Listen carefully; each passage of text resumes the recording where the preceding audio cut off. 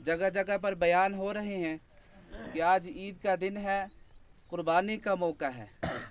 میں آپ حضرات کے سامنے یہاں حضرت ابراہیم علیہ السلام کے حیات طیبہ اور قربانی جیسے اہم موضوع پر روشنی ڈالنا چاہتا ہوں۔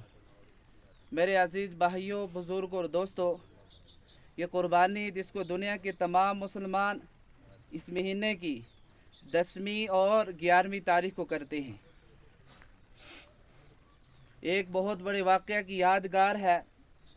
واقعہ دنیا کی تاریخ کا سب سے بے نظیر اور سبق آموز ہے۔ اس واقعہ کی ابتدا حضرت ابراہیم علیہ السلام اور ان کے بیٹے اسماعیل علیہ السلام کی یادگار بنائی جاتی ہے، جس میں ایک حضرت ابراہیم علیہ السلام ایک غیبی خواب کی وجہ سے اپنے بیٹے حضرت اسماعیل علیہ السلام کو قربان کرنے کے لیے لے گئے تھے۔ میرے عزیز بھائیوں، دنیاوی دستور کی طرح دینی اصول بھی ہوتا ہے، جو جس قدر نزدیک ہوتا ہے اللہ تعالیٰ کا معاملہ اس کے ساتھ ویسا ہی ہوتا ہے، پھر اس کا امتحان بھی لیا جاتا ہے۔ پھر خدا کا دستور ہے جو اس کا مقرب اور محبوب ہوتا ہے، اللہ تعالیٰ کا معاملہ اس کے ساتھ وہ نہیں ہوتا بلکہ جو عام انسانوں کے ساتھ ہوتا ہے، بلکہ اسے آزمائش اور امتحان کی سخت سے سخت منزلوں سے گزرنا پڑتا ہے۔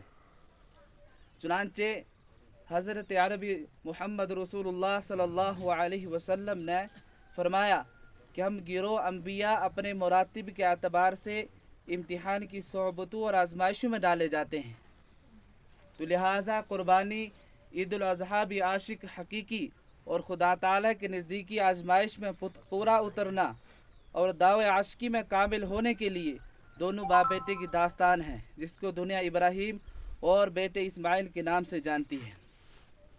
تاریخ کے وراق سے پتہ یہ چلتا ہے کہ 5000 سال پہلے 2 شہر تھے، وہاں عیش و عشرت، لذت و راحت بھلے اعلیٰ درجے کی تھی، مگر ساری آبادی خدا تعالیٰ کی منکر اور مظاہر کی پرستار تھی۔ اس وقت کا جو بادشاہ تھا وہ نمرود تھا۔ بادشاہ جو حکمراں ہی نہیں بلکہ خدائی کا دعوے دار تھا، جس کی عبادت ہر شخص پر ضروری تھی۔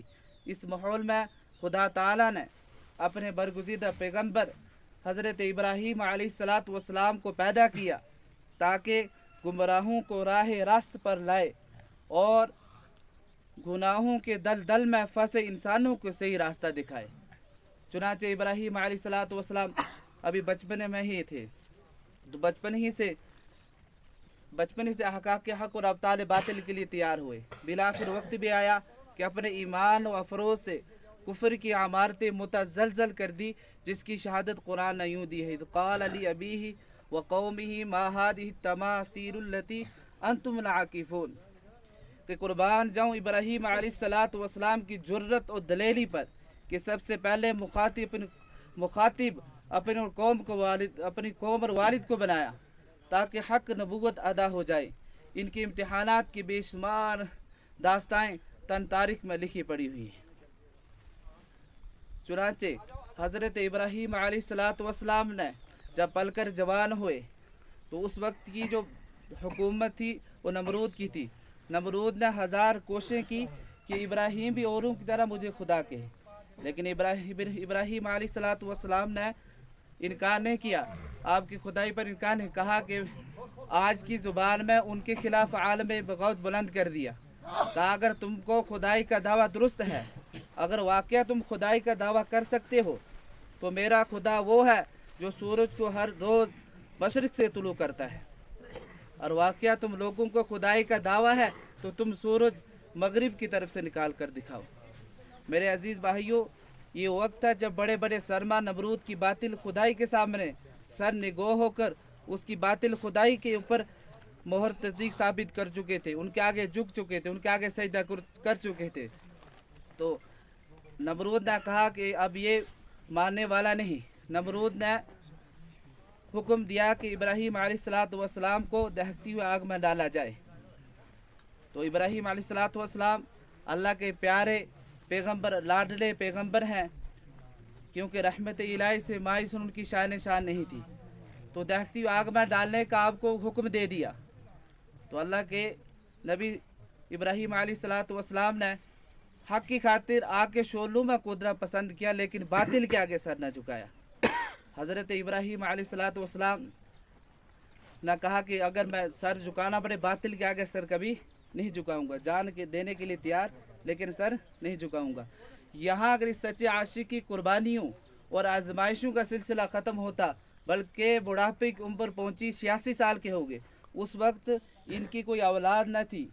इन हालात में एक आम इंसान भी औलाद से मायूस हो जाता है, तो आप अलैहिस्सलाम अल्लाह के लाडले हैं, पैगंबर हैं, प्यारे हैं। रहमत इलाही से मायूस होना उनकी शान शान नहीं थी। इब्राहीम अलैहिस्सलाम ने चुनांचे हाथ उठाए और अल्लाह तबारक व ताला से दुआ की, इल्तिजा की। इब्राहीम अलैहिस्सलाम फरमाया रब्बी हबली मिनस सालिहीन। कुरान करीम की आयत है, ए परवरदिगार आलम मुझे नेक और सालिहा औलाद अता फरमा।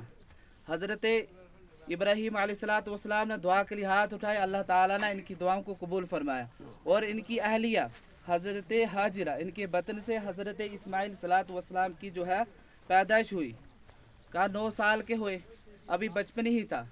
फिर जब जवान हुए, बहुत दुआओं के बाद, तमन्नाओं के बाद अल्लाह ताला ने बहुत ही अच्छा खूबसूरत और सीरतमंद बच्चा अता फरमाया, जिनकी उम्र तकरीबन 9 साल की थी।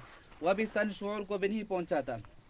फिर अचानक इम्तिहान की ऐसी आजमाइश आती है कि जिसका नज़ारा चश्मे फलक ने कभी नहीं देखा था।